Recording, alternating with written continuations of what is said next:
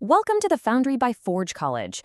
I'm really thrilled you're tuning in for today's explainer, which is all about structuring test documentation and reports. Now, following up on our last lesson where we assessed upgrade management impact and got everything prepped for testing, today we are doing something absolutely crucial. We're basically drafting the exact engineering blueprints for your Solana dApp test reports. And the kicker? We're doing all of this before writing a single line of automation script. Think about it like building a house. You wouldn't just, start pouring concrete without a blueprint, right? Well, you definitely shouldn't start automating your testing without knowing exactly how those results are going to be captured, documented, and reported. So, let's get our hard hats on and dive in. Here's a quick look at our agenda for today. First, we'll talk about escaping raw log chaos. Second, defining the data contract. Third, assembling the test results. Fourth, the reporting workflow. Fifth, final output and templates. And finally, we'll wrap up with next steps for automation.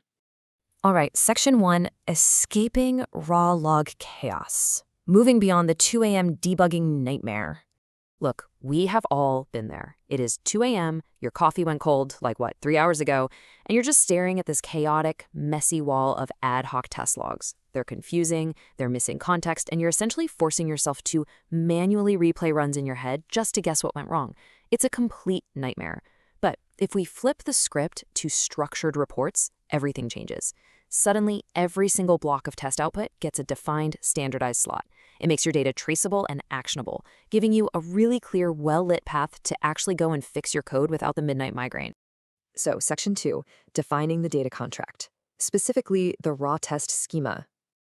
So how do we actually achieve that kind of clarity? We build what we call a data contract, or the raw test schema. You can think of this schema as the central, indispensable gear of your whole testing engine. It basically ensures that every single test output standardizes the crucial stuff. We're talking about tracking the testId, the status, whether it passed, failed, or was skipped, the duration in milliseconds, the severity of the errors, and of course, any artifacts or specific error logs. This means you can take a magnifying glass directly to the root of the problem because every test speaks the exact same language. But honestly, the absolute most vital link in this entire chain is that requirementId field. That is what builds out our traceability matrix. If you haven't heard that term, a traceability matrix is just a mapping that links every automated test and every failing assertion directly back to a specific audit requirement. If a test fails, you aren't just looking at a broken line of code anymore. You know exactly which security shield from your audit playbook was just breached. No more guessing, it's totally clear. Moving on to Section 3. Assembling the test results, building the reporting engine.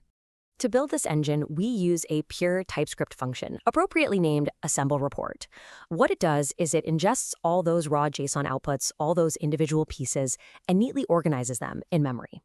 We're not writing to disk yet, and honestly, at this stage, we don't care how it visually looks. We only care that the data is structured perfectly, entirely separating the heavy lifting aggregation logic from the final visual rendering.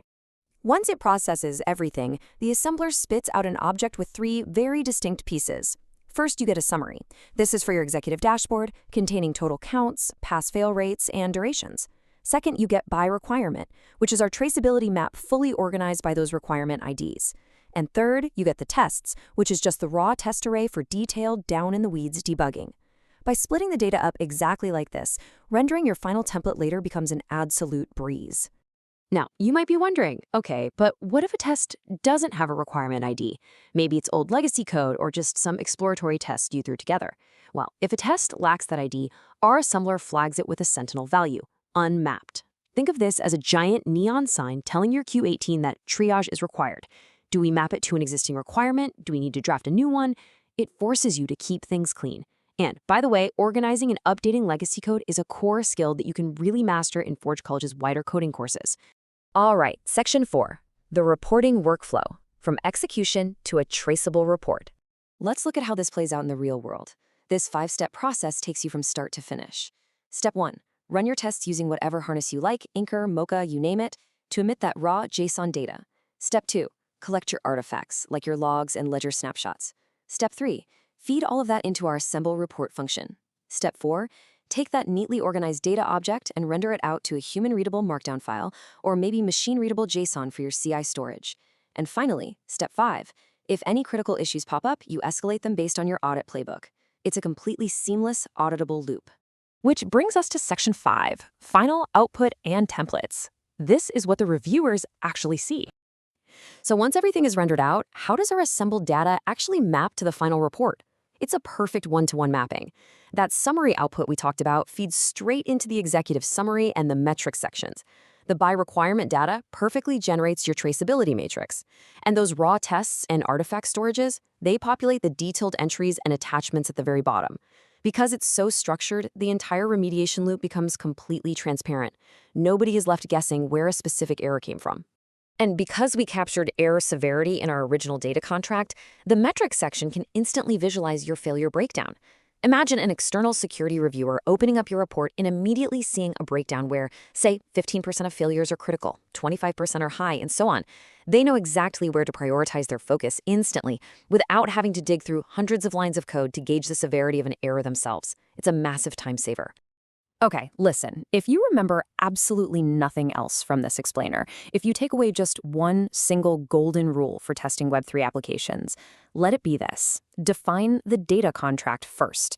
Before you write a single automated script, before you even touch your CI pipeline, sit down and decide exactly what shape your test outputs are going to take. It makes every single subsequent automation decision infinitely easier. So, as we wrap up and prepare for our next lesson, where we are actually going to build these comprehensive test scripts and wire this whole system up, I want you to ask yourself, are your current test outputs cleanly structured? Are they traceable? Are they genuinely ready to be fed into an automation machine? Or are you still relying on 2 a.m. ad hoc log reading? Be honest. Make sure your blueprints are ready before you start building. Please make sure to visit forge.college to access more resources on testing frameworks and to continue your journey building secure, robust dApps on Solana. But before you write your next line of code, I'll leave you with this final thought. If your smart contract gets exploited tomorrow, will your current test reports show you exactly where the perimeter failed, or will you be left sifting through the rubble in the dark? Keep building, keep testing, and I will see you in the next explainer.